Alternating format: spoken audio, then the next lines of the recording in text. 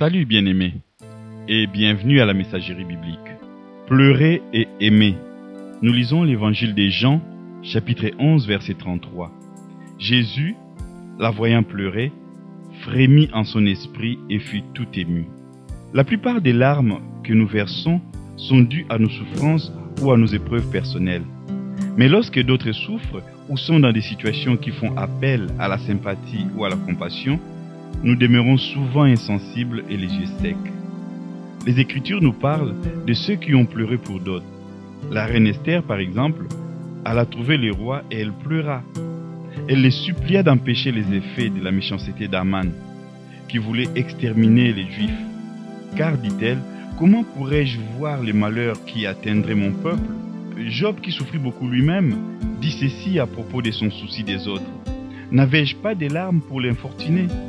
Mon cœur n'avait-il pas pitié de l'indigent? Job 30, verset 25.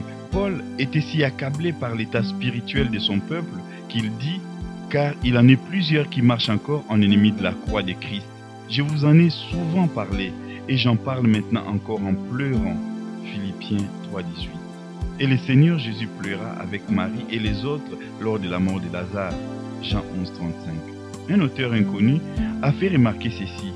Certaines de nos larmes devrait être comme celle de Christ pour les problèmes des autres. Il ne pleura jamais sur lui-même. Ne versons plus de larmes sur nous-mêmes tant que notre sympathie pour les autres ne nous aura pas émus au point de nous faire pleurer. Nous avons besoin d'être touchés par les souffrances des autres, mais ne nous arrêtons pas là. Il nous faut aussi trouver des moyens de les aider à panser leurs plaies. Nos pleurs devraient déboucher sur un amour concret.